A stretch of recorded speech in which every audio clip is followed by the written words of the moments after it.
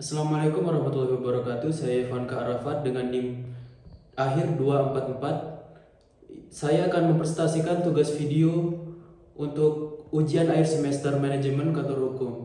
Di sini saya akan menjelaskan beberapa konteks manajemen kantor hukum.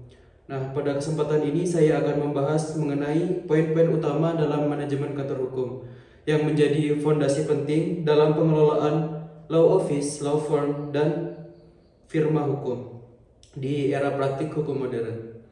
Manajemen kantor hukum tidak dapat dipahami hanya sebagai kegiatan administratif semata, melainkan sebagai proses strategis yang menentukan profesionalisme, efektivitas kerja, dan keberlanjutan jasa hukum yang diberikan kepada klien.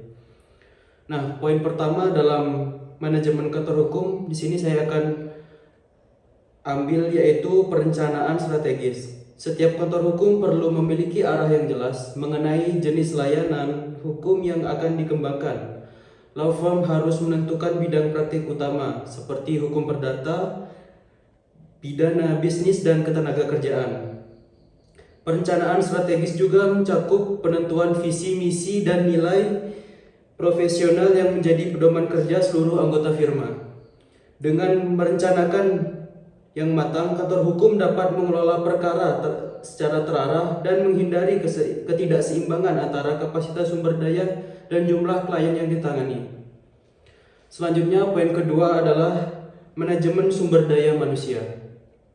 Dalam konteks kantor hukum, sumber daya manusia merupakan aset utama. Advokat, asosiat, paralegal, dan staf administrasi memiliki peran yang saling melengkapi.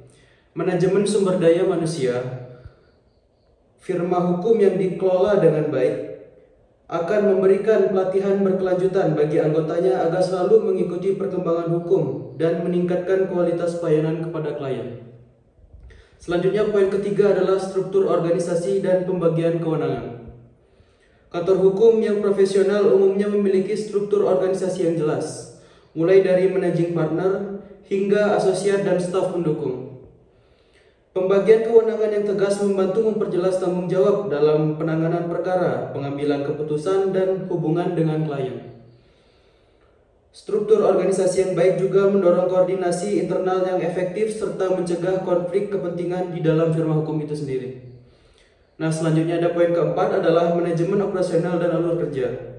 Manajemen operasional mencakup bagaimana kantor hukum menjalankan kegiatan sehari-hari, mulai dari penerimaan klien, konsultasi hukum, penyusunan dokumen, hingga penanganan perkara di pengadilan. Law office itu perlu memiliki standar operasional, prosedur yang jelas agar setiap proses berjalan konsisten dan profesional. Alur kerja yang tertata dengan baik akan meningkatkan efisiensi waktu dan mengurangi risiko kesalahan administratif maupun substantif. Selanjutnya, poin kelima adalah manajemen dokumen dan afirmasi hukum.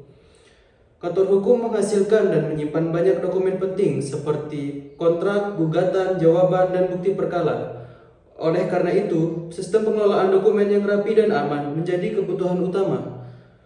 Dalam praktik modern, banyak firma hukum telah memanfaatkan sistem digital untuk menyimpan dan mengelola dokumen hukum. Pengelolaan informasi yang baik akan memudahkan akses data, menjaga kerahasiaan klien, serta meningkatkan kualitas pelayanan hukum. Selanjutnya ada poin keenam adalah manajemen keuangan kantor hukum. Aspek keuangan tidak dapat dipisahkan dari pengelolaan law firm manajemen. Keuangan mencakup pengaturan honorarium advokat, serta pencatatan pemasukan dan pengeluaran, dan penggajian staf serta pengelolaan biaya operasional.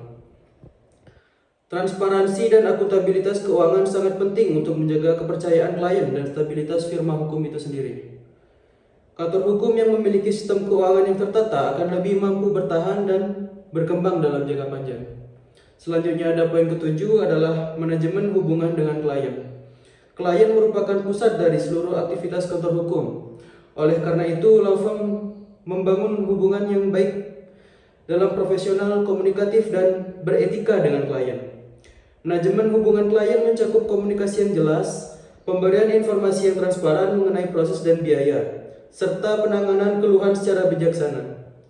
Hubungan klien yang baik akan meningkatkan reputasi firma hukum dan perluas jaringan profesional hukum manajemen hubungan itu sendiri.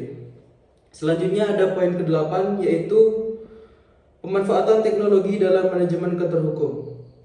Nah, di era digital ini teknologi menjadi alat pendukung utama dalam pengelolaan firma hukum itu sendiri. Penggunaan perangkat lunak, manajemen perkara, sistem arsip digital, dan komunikasi daring membantu efisiensi kerja.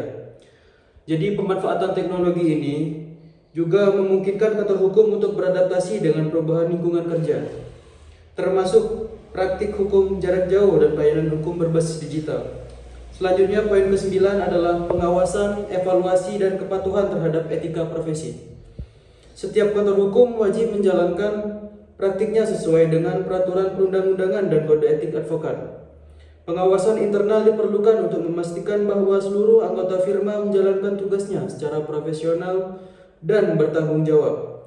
Evaluasi berkala terhadap kinerja dan etika kerja akan membantu meningkatkan kualitas layanan serta menjaga kehormatan profesi hukum. Nah, sebagai penutup di sini, saya simpulkan bahwa manajemen kantor hukum terdiri dari berbagai poin yang saling berkaitan dan tidak dapat dipisahkan satu sama lain. Penerapan manajemen yang efektif dalam law office, law firm maupun firma hukum akan mendukung terciptanya pelayanan hukum yang profesional, berintegritas, dan berorientasi pada keadilan. Nah, dengan manajemen yang baik, kantor hukum tidak hanya mampu bertahan, tetapi juga berkembang dan memberikan kontribusi nyata bagi penegakan hukum. Sekian tugas dari saya.